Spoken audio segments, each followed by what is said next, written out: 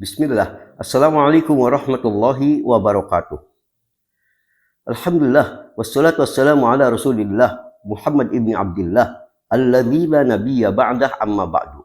Saudaraku, ingin sekali pada kesempatan kali ini, dalam waktu yang pendek, Ana ingin menunjukkan sikap atas apa yang dilakukan oleh seorang anak muda yang jelas-jelas menunjukkan dia ini sama sekali tidak memiliki adab dan sama sekali tidak memiliki ilmu syariah. Anak muda yang menyebut dirinya sebagai Habib Fitriana ini dengan beraninya tanpa memiliki sikap akhlak bahkan telah berani membakar dan diperlihatkan di muka publik dengan lewat medsos dua kitab terkenal, yaitu Tafsir Ibnu Katsir dan Risalah Al-Qusyairiyah, walaupun yang dibakar terjemahan. Apa yang ia lakukan itu sebagai manifestasi atas nama bahwa dia tidak mau mengakui tafsir-tafsir tersebut. Yang menjadi sedih, lalu dikatakan sebagian ada yang menghubungkan anak muda yang jahil ini, dianggapnya sebagai bagian dari apa yang mereka sebut sebagai Wahabi. Na'udzubillah min dzalik. Ini anak muda yang tidak memiliki adab, tidak memiliki ilmu sama sekali. Dia bukan salafi. Dia ini orang yang tidak jelas sama sekali. Bahkan dari tampilannya, na'udzubillah min dzalik. Silakan lihat videonya karena sudah beredar ramai di YouTube. Habib Fitriana. Ketik saja, nanti akan keluar. Anak muda yang jahil dan tak memiliki akhlak ini, dalam videonya itu, yang bisa tadi disimak di YouTube, mengatakan terkait khususnya Al-Quran. Dia katakan Al-Quran ini sebenarnya bisa dipelajari langsung, nggak perlu kita tafsir. Jadi belajar itu langsung kepada Allah lewat Al-Quran dan Sunnah. Tak cukup di situ. Dia bahkan menyebut kitab tafsir seperti Tafsir Ibnu Katsir itu sebagai menyesatkan semua, katanya. Tidak perlu ada, ya. Bahkan lebih ekstrim disebut oleh orang ini, si anak muda yang tak punya adab ini, bahwa Tafsir Ibnu Katsir ini termasuk kitab iblis. Na'udzubillah min dzalik. Betapa orang ini dengan kebodohannya dan kejahilannya berani mengucapkan kata-kata yang sungguh sangat tak layak diucapkan, apalagi dengan perilakunya yang nampak di video aja. Na'udzubillah min dzalik. Ya, dia mengatakan bahwa tafsir ini hanya sekedar pendapat orang, pikiran pendapat manusia dan semaknanya. Maka pada dasarnya dalam kesempatan kali ini Ana ingin memberi penjelasan ringkas. Yang pertama, agaknya si jahil ini tidak pernah paham dan dia tidak pernah mengerti. Walaupun dia ada sempat menyatakan di awal pernyataannya bahwa ini belajar itu cukup kepada Allah melalui Quran dan Sunnah. Sunnah apa yang dia pelajari? Jujur saja, anak termasuk orang yang sangat tidak percaya kalau orang ini sudah belajar Sunnah. Ya, Habib Fitriana ini.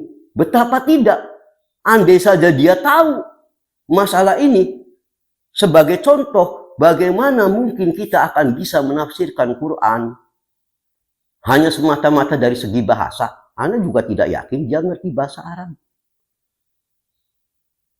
Tak mungkin kita menafsirkan Quran, tahu makna Al-Quran hakiki hanya dari sisi bahasa. Jangankan sekedar si anak muda yang jahil tadi. Sekelas sahabat saja, ridwanullah alaihim ajma'in, dulu nyaris kebingungan ketika mereka mau memahami ayat Quran hanya dari sisi bahasa. Coba kita lihat. Pada saat Allah Ta'ala menurunkan ayat Quran, Surah Al-An'am ayat 82. Alladzina amanu wa lam yalbisu imanahum bidzulmin ulaika lahul amnu wa hum muhtadun. Pada ayat ini Allah bercerita bahwa orang-orang yang kelak akan mendapatkan keamanan. Di yaumul hisab dia akan dapat keamanan oleh Allah. Dan dia juga di dunia akan dapat petunjuk. Maka siapa mereka? Allah mensyaratkan amanu walam yalbisu imanahum bidzulmin. Syarat mutlaknya beriman dan tidak mencampur adukan keimanannya itu bidzulmin, kata Allah. Dengan kezoliman. Kita tahu zolim itu kalau makna secara bahasa menyangkut apapun yang melanggar syariat. Hatta perkaranya kecil, itu termasuk kezoliman. Makanya kalau kita semata-mata dari sisi bahasa, bahwa syarat mendapatkan keamanan itu harus total bebas dari kezoliman, bahkan sekelas sahabat pun merasa berat. Karena tadinya para sahabat mengartikan ayat zolim pada ayat ini, zolim secara umum. Tidak tahunya zolim yang dimaksud ayat ini, zolim dalam makna khusus.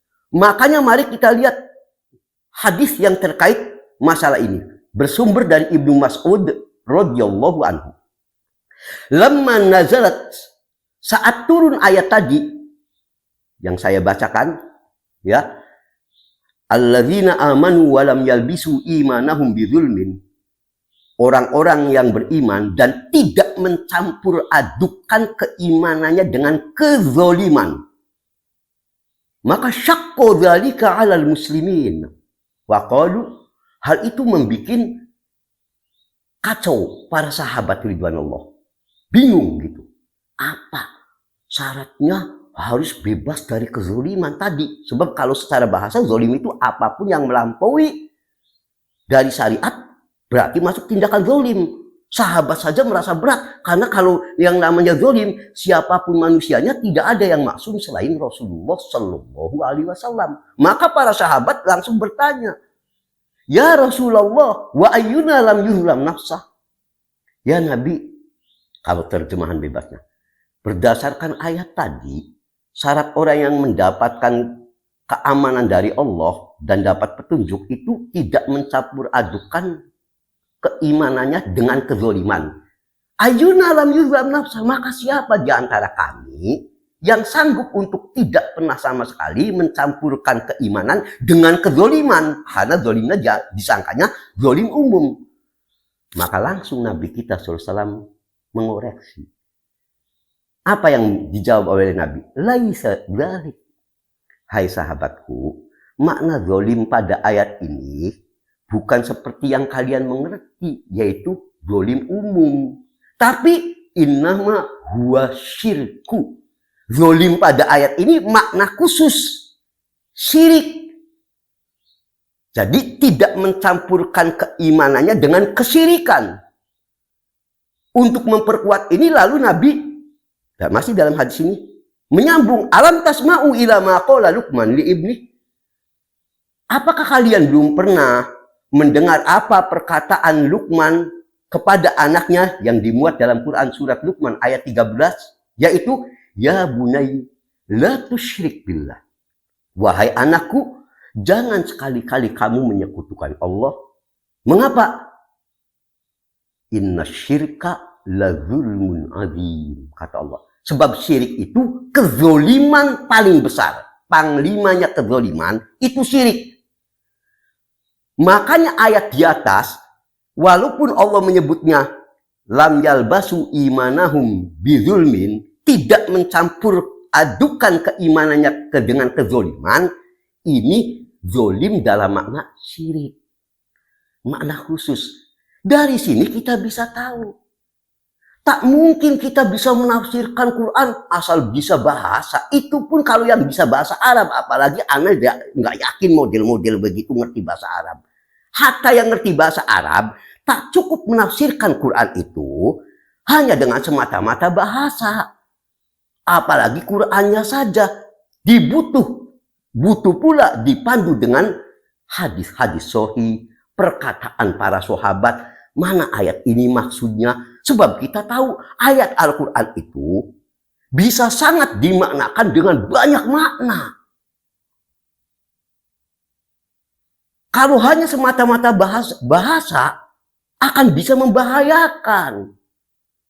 Hadis yang tadi Ana sampaikan adalah tentang sebagian sahabat yang salah memahami makna zalim dimaksudkan zalim umum, nggak taunya zalim khusus syirik. Itu tadi Sahih Bukhari 3360 dan Muslim 124. Dari sini, ini orang model ini nggak paham, sombong sekali, cukup dengan bahasa. Emangnya ente bahasanya sehebat apa? Lagian kalaupun ente sudah hebat bahasanya, tidak cukup nafsirkan Quran dengan bahasa. Apalagi model begitu. Allahul musta'an. Ana beri contoh lain. Berapa banyak orang yang salah mengambil kesimpulan hukum dikarenakan tadi semata-mata baca terjemahan dari bahasa saja, lalu mengambil kesimpulan sendiri. Tidak merujuk kepada hadis-hadis sahih. Kemana arah hadis itu? Ayat itu yang makna hakikinya juga tidak dipandu oleh para ulama. Ya sesat. Pasti sesat, bahaya. Contoh lain. Dalam surah Al-Muzammil ayat 20. Allah berfirman, "Fagra'u ma tayassara minal Qur'an." Terkait bacaan saat sholat. Di ayat ini Allah berfirman, bacalah apa yang mudah bagimu dari Quran. Ma tayassar minal Quran. Yang mudah. Makanya ada sebagian yang keliru menafsirkan bahwa sholat itu, Fatihah itu bukan rukun sholat. Kenapa? Karena di Quran yang penting yang dibaca ma tayassar. Apapun yang mudah. Padahal yang dimaksud ma tayassar pada ayat ini berdasarkan dukungan hadis la sholata liman lam yaqra bi fatihatil kitab, tidak sah sholat bagi yang tidak membaca kitab yaitu Al-Fatihah. La sholata liman lam yaqra bi fatihatil kitab, enggak sah. Jadi yang dimaksud pada ayat Quran, bacalah dalam sholatmu apa yang mudah, itu adalah bacalah surah Al-Fatihah. Karena mengapa Al-Fatihah dikatakan yang mudah? Pada ayat ini Allah memang tidak mengatakan bacalah Fatihah, tapi dengan istilah ma tayassar, apa yang mudah. Karena Al-Fatihah itu isinya ringkas, hanya 7 ayat, berulang-ulang, mudah dipahami oleh semua orang, maka Allah mengisyaratkannya dengan bahasa ma tayassar, apa yang mudah.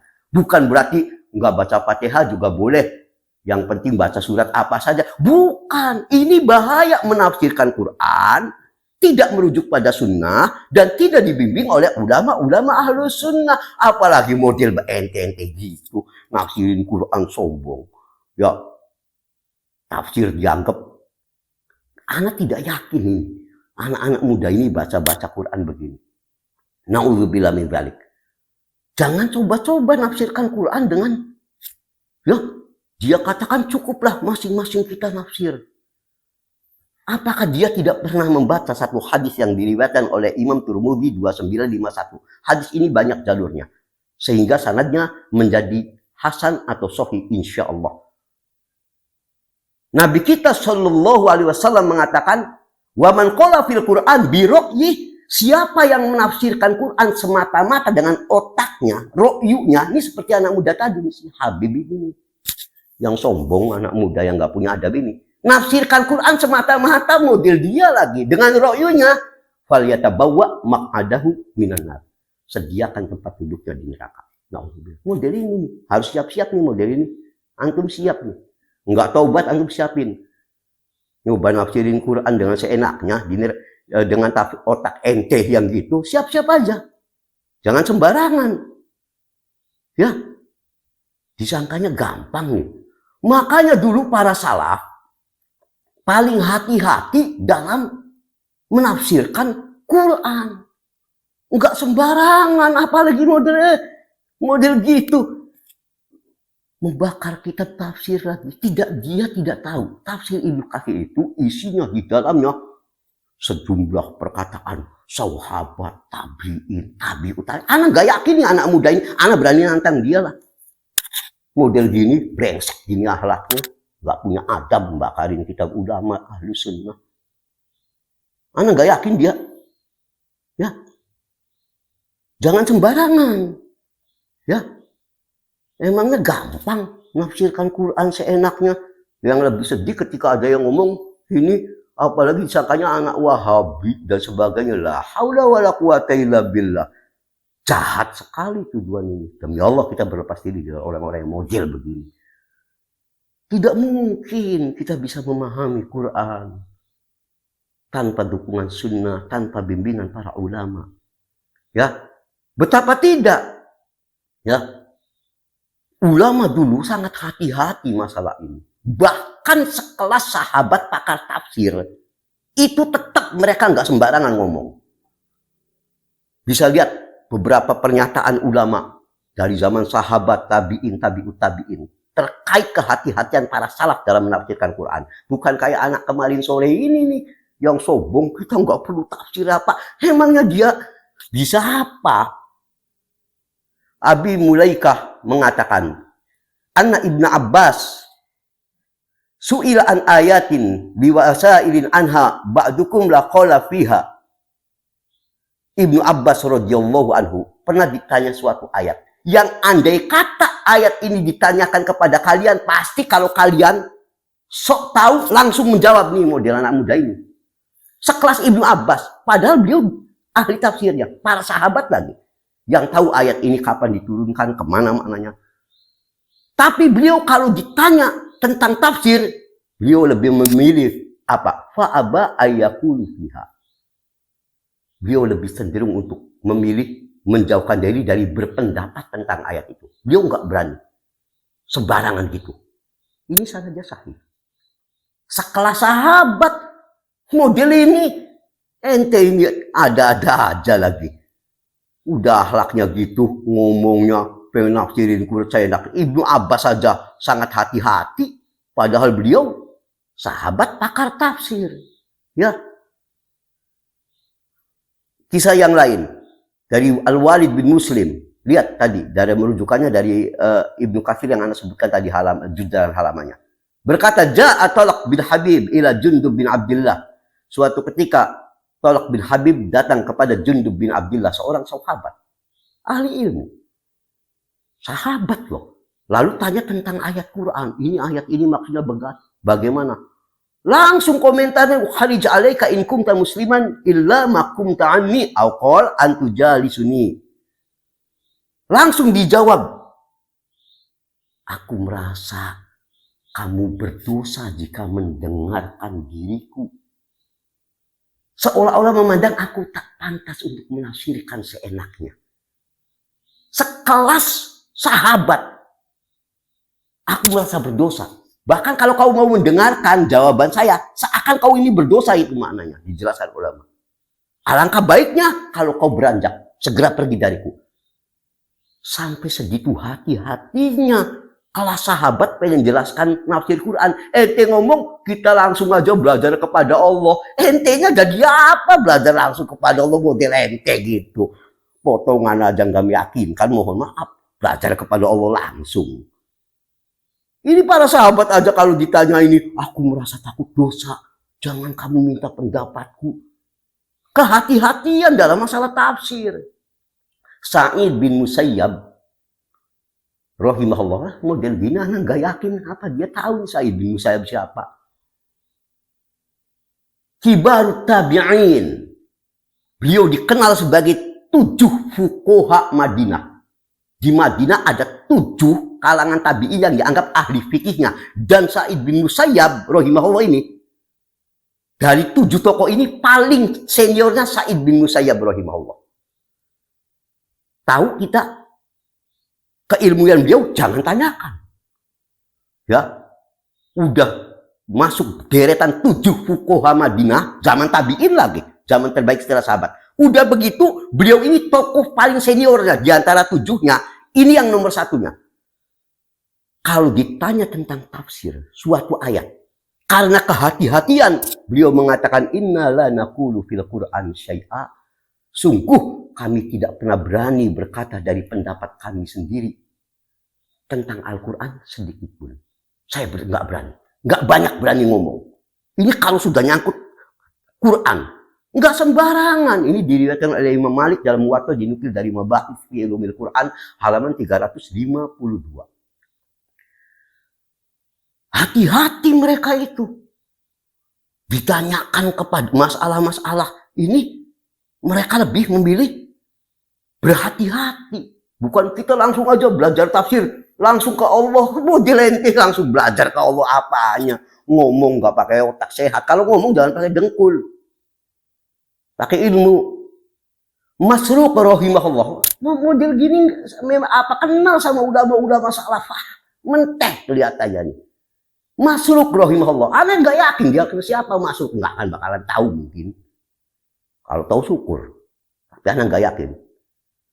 Pernah berkata, ittaqut tafsir fa innama huwa riwayah anillah.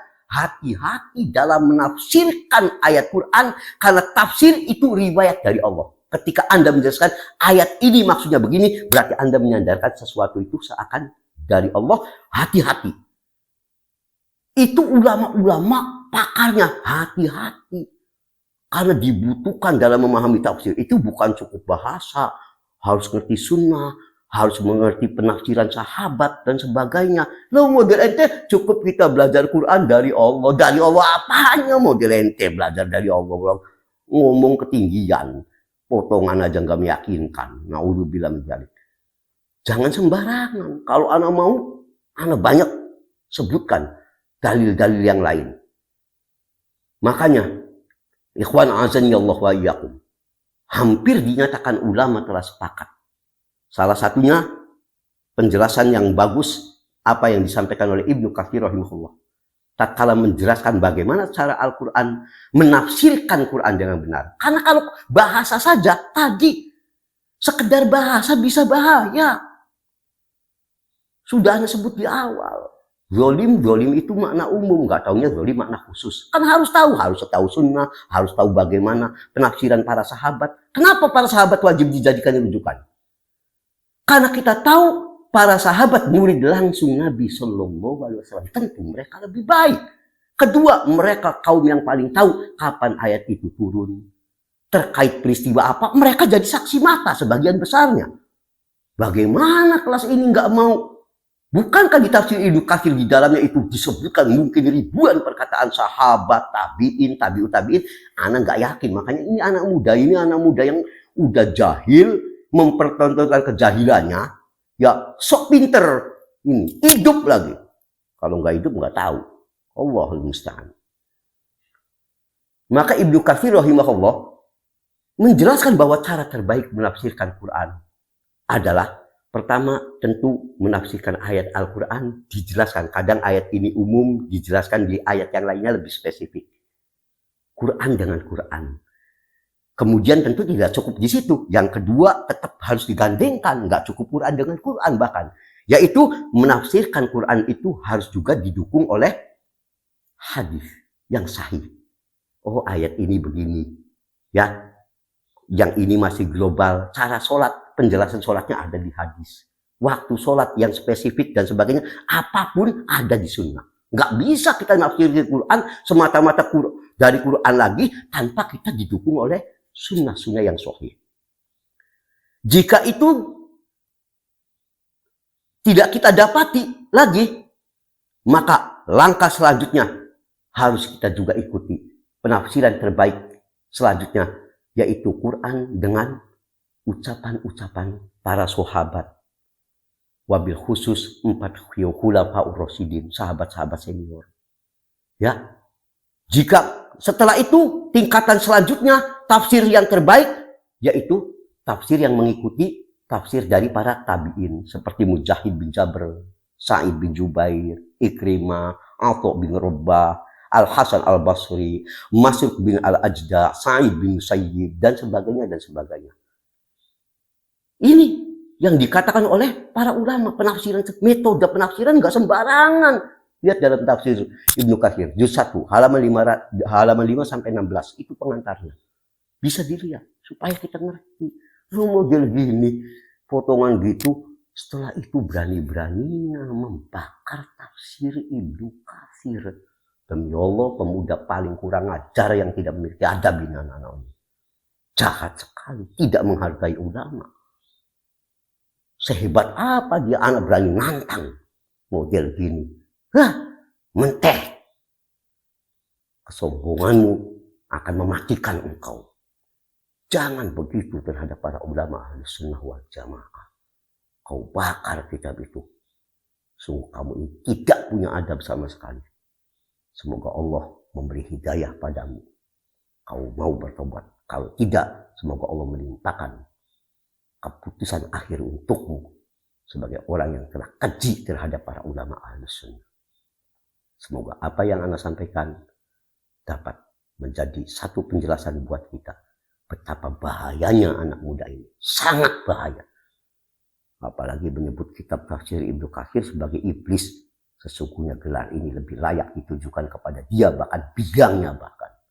Kepada Allah kita mohon pertolongan atas semua kejahilan ini. Semoga Allah mengampuni kita semua. Subhanakallahumma wa bihamdik. Asyhadu an la ilaha illa anta astaghfiruka wa atubu ilaik. Walhamdulillahirabbil alamin. Wassallallahu ala Muhammadin. Assalamualaikum warahmatullahi wabarakatuh.